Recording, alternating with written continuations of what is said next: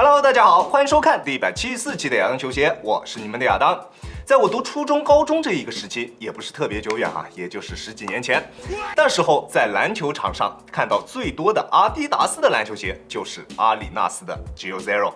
原因也特别的简单，便宜耐穿。而在今年，这个鞋款迎来了复刻，并且还是一次升级复刻。但是随之而来的价格也迎来了上调，原价虽然上升并不是特别多，但是二级市场上面的价格现在依旧处于1000元级别，真的是有点丧心病狂了。那这个鞋款在实战方面的表现究竟怎么样呢？欢迎收看本期的亚当球鞋，我是亚当。本期视频由您的点赞赞助播出。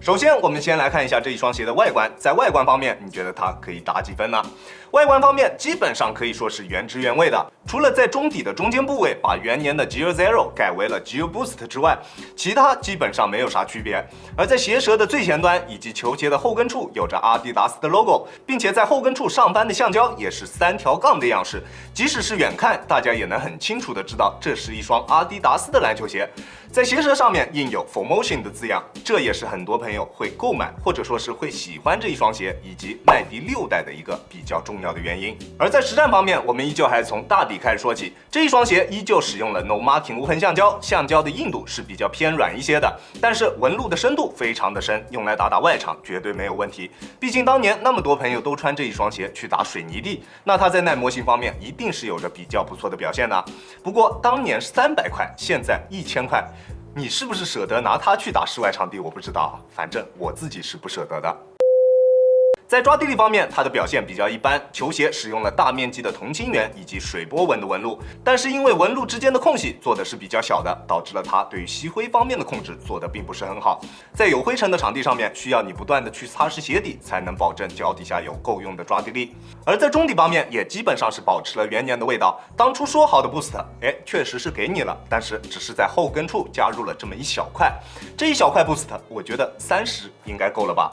不过有一说一，这样的改进，我个人觉得还是比较合理的。当初说的 ForMotion 加上 Boost 的组合，虽然看上去的确是特别的美好，但是如果真的给了你，它的前掌反应性以及它的整体稳定性，我觉得还是会有比较大的几率出现问题的。而在后掌加入了这一块 Boost 之后，这一双鞋最欠缺的后掌缓震得到了非常巨大的提升。它在后掌的缓震我是完全够用的，在实战的过程中并不会出现震脚的现象，在缓震的极限方面也完全 OK， 并不会出现一脚踩穿的情况，大家完全可以放心。而它前掌的中底表现是非常不错的，场地感非常优秀，非常的贴地。但是在做到这2点的同时，前掌也并不会硬到震脚，担心它太硬的朋友可以放心。而它偏硬的前掌中底缓震材料，让它在反应性方面也有着非常优秀的表现。在突破的过程中，脚底下的感觉是非常直接的，基本上感觉不到任何的泄力感。而 ForMotion 的加入也让你在做变向动作的时候，它能够让你的双脚一直处于一个力线非常正的状态，并且它合理的布置，让你在跑动的过程中能够明显感觉到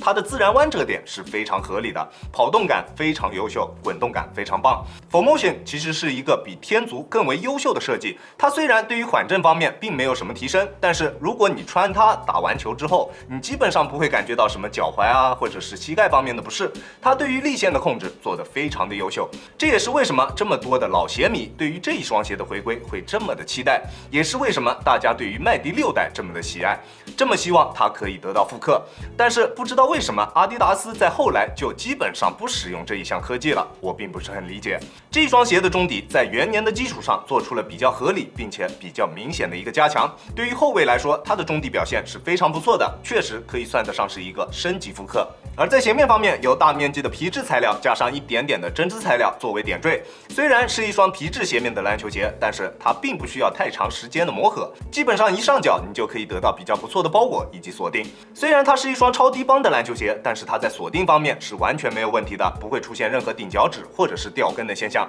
不过它在脚趾上方的包裹是不太好的，脚趾上方多余的空间比较大，在鞋头部位的包裹并不是特别好。不过对于实战并没有太大的影响，这一点大家可以放心。而它的皮质鞋面在用料方面其实并不是特别好，整体的硬度是比较偏低的。好在球鞋中间部位的这一块针织材料以及延伸出来的蓝色皮质材料，整体的强度是非常高的。它对于球鞋的侧向支撑起到了非常重要的作用，让侧向支撑得到了保证。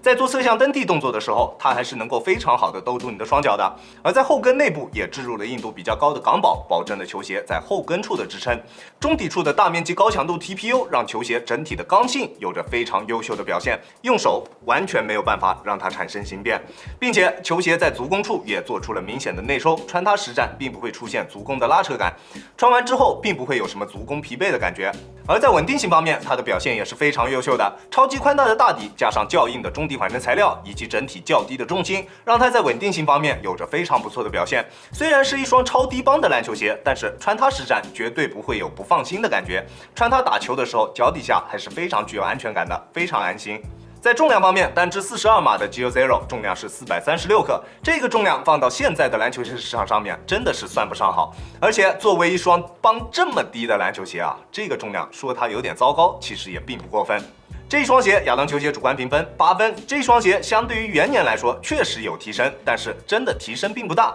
不过放到现在阿迪达斯的篮球鞋阵营当中，这一看啊，这双鞋的实战性能确实还是比较靠前的。